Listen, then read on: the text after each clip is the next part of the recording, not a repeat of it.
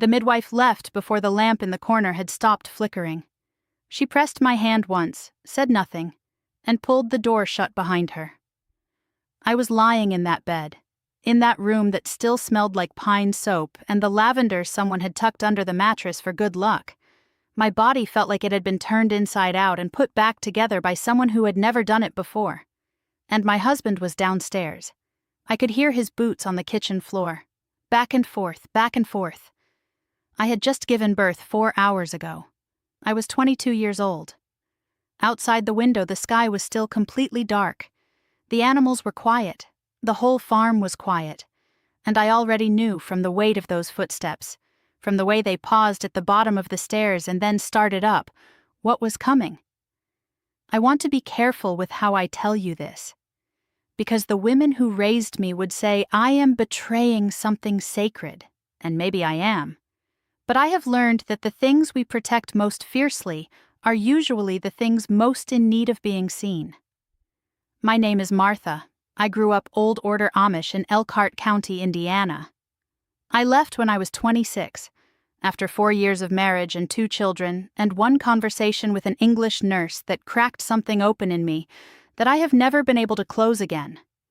This channel, Hannah the Amish Girl, is where I say the things my community would never permit me to say out loud.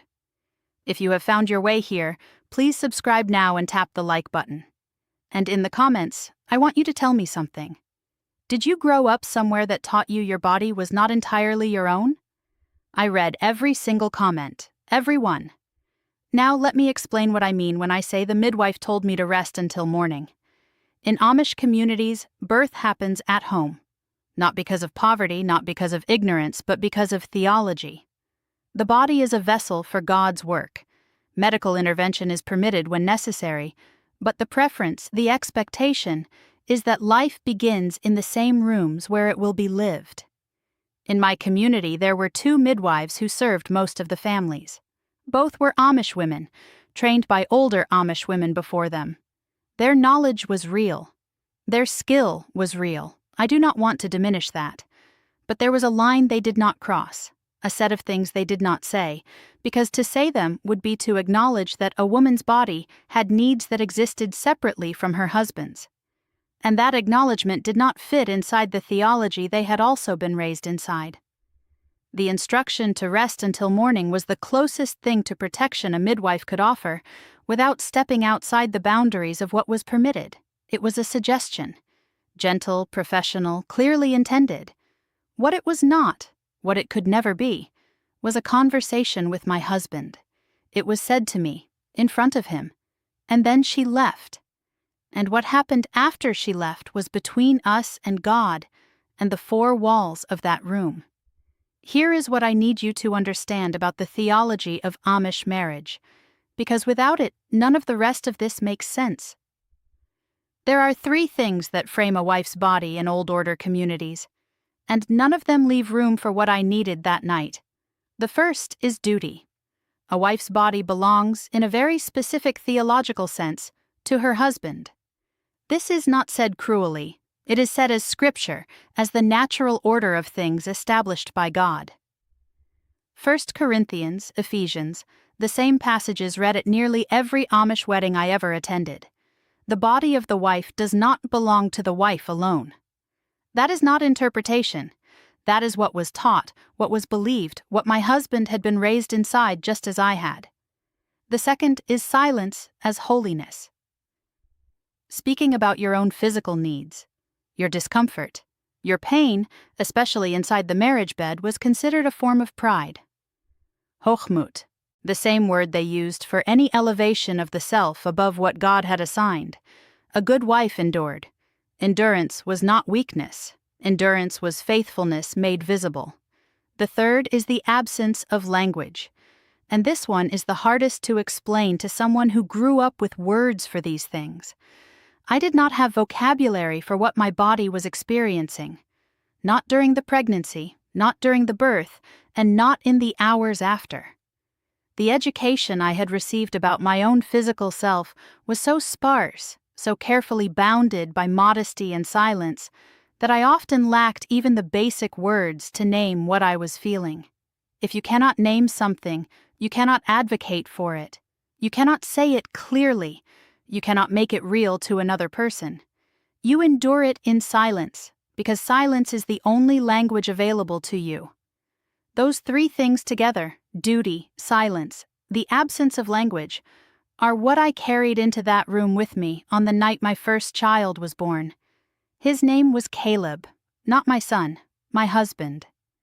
He was 26 when we married, the eldest son of a respected family, a man who could coax a harvest from difficult soil and had never once been late to a church Sunday. He was not a bad man. I want to say that the way I mean it, which is carefully and completely. He was not a bad man. He was a man who had been given a theology and no education, and those two things together created something that looked, from the inside of it, like inevitability. When he came upstairs that night, I was lying in the bed where our son had been born 4 hours before. The sheets were clean because the midwife had changed them. The baby was in the small wooden cradle at the foot of the bed. The lamp was turned low. I heard him on the stairs, and something in my body went very still, the way an animal goes still when it hears a sound it recognizes. He stood in the doorway for a moment. I could see his shape against the darker hallway behind him. He said in a low voice, so as not to wake the baby, that he had been waiting. I said nothing. The silence that came out of me was not peace. It was the only thing I knew how to do.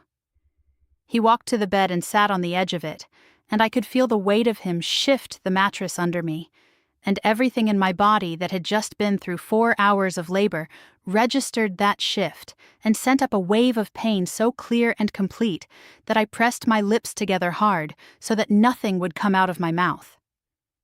I will not tell you the details of what followed, because some details belong only to the person who lived them. What I will tell you is that I lay on my side facing the wall, and I watched the lamp shadow move, and I counted the knots in the wood of the windowsill, and I did not make a sound. Because silence was faithfulness. Because my body was not only mine.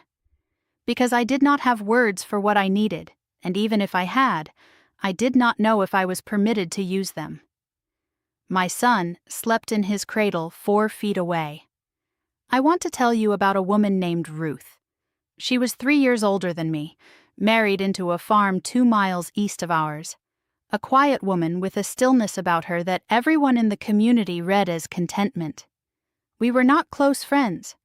We were neighbors in the Amish sense, which means we sat near each other at church, quilted at the same bees, brought food to the same families in hard times. I knew her face better than I knew her thoughts.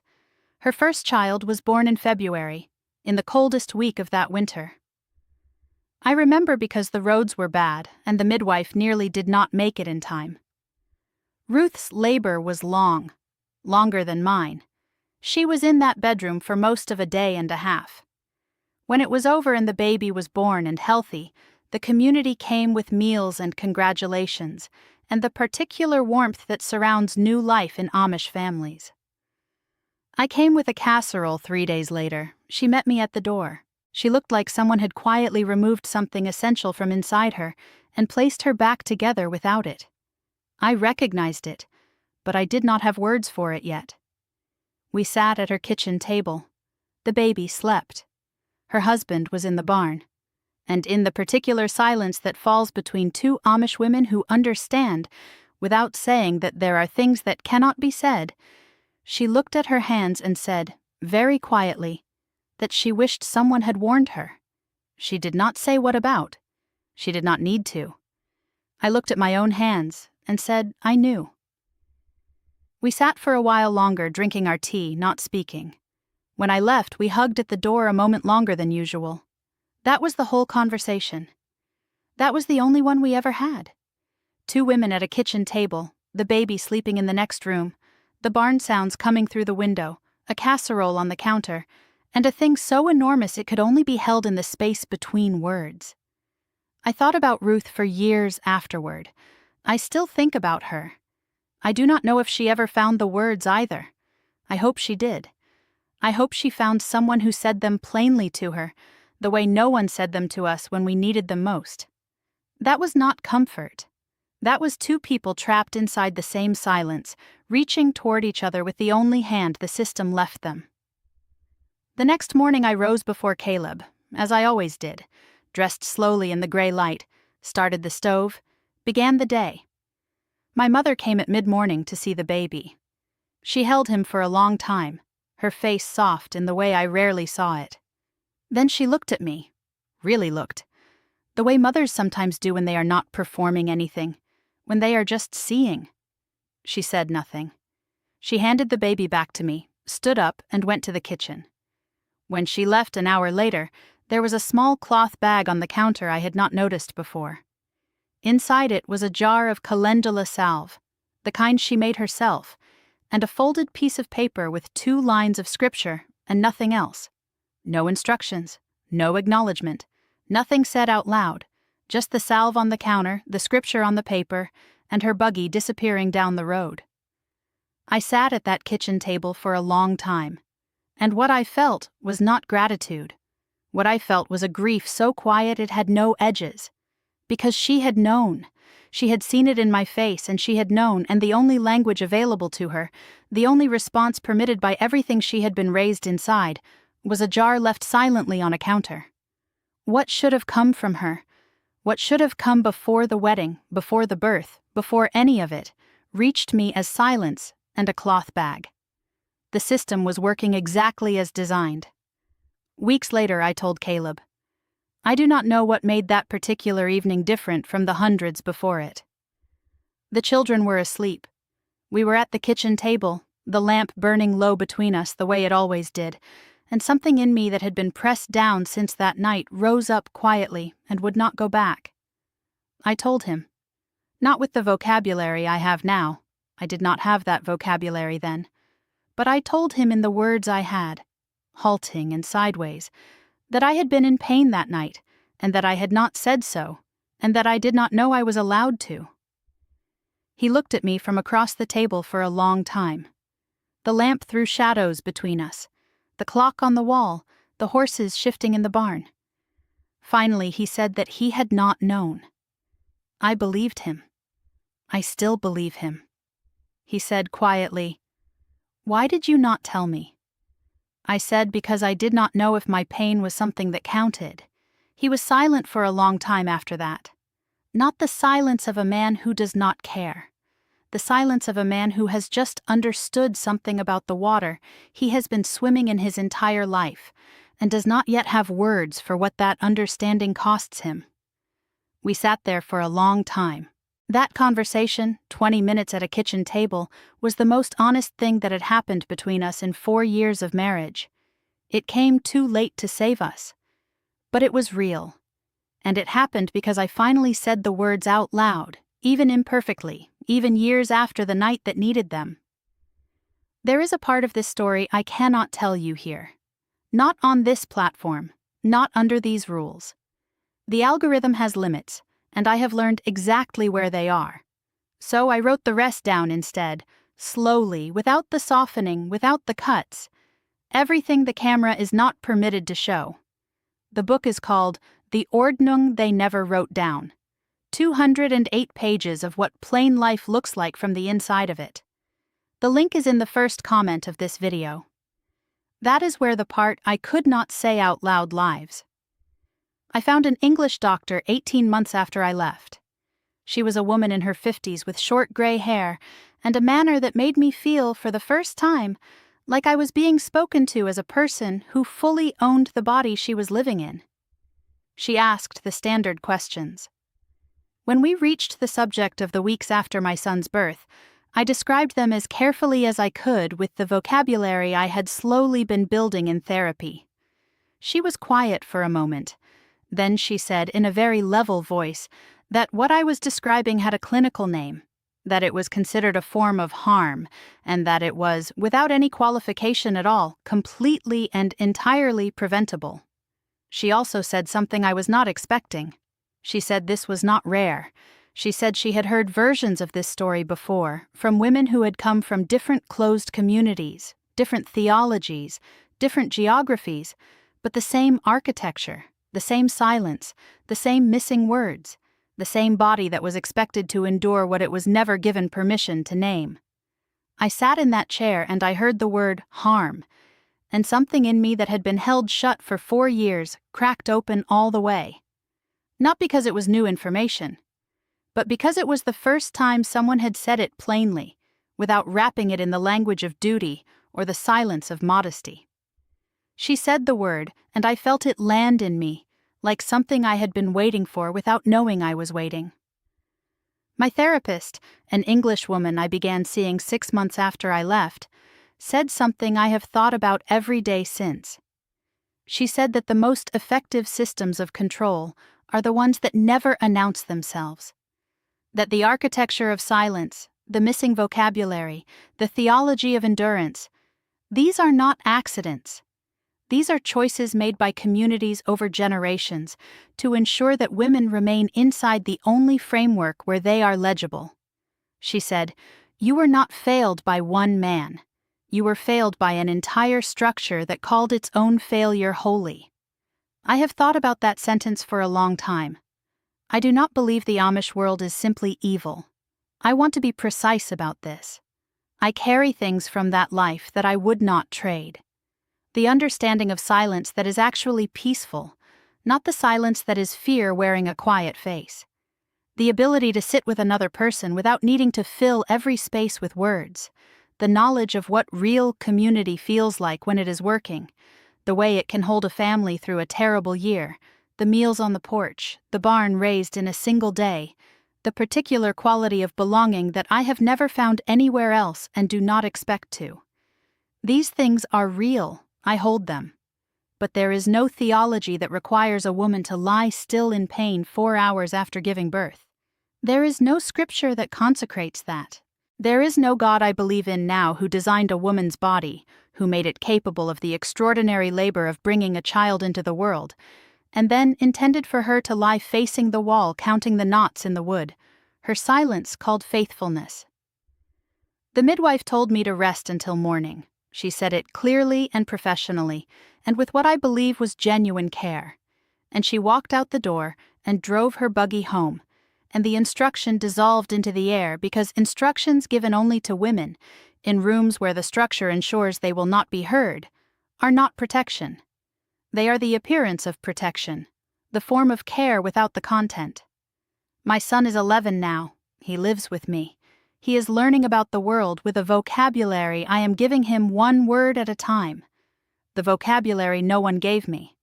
The words for what bodies feel, what consent means, what the word no does when it is actually heard by someone who respects it. I watch him sometimes at the kitchen table, asking me questions with the easy confidence of someone who has never been taught that questions are a form of pride. And I feel something that takes me a moment to identify every time. It is what hope feels like when it has survived something. To every woman who lay in a room she could not name her way out of, I see you. To every woman whose silence was counted as faithfulness while something was taken from her that should not have been taken, I see you.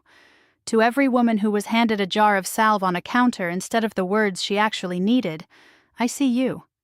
To every woman who moved through the morning after, with no one to tell and no language to tell it in, I see you. Your pain was real even when no one gave it a name. Your body was always yours. It was always yours. The theology that said otherwise was wrong, and the silence that enforced it was wrong, and the absence of the words was wrong. And the fact that no one said any of this to you before does not make it any less true now. I am saying it now. I will keep saying it for as long as anyone is still listening, because the midwife told me to rest until morning, and I deserved so much more than that, and so did you.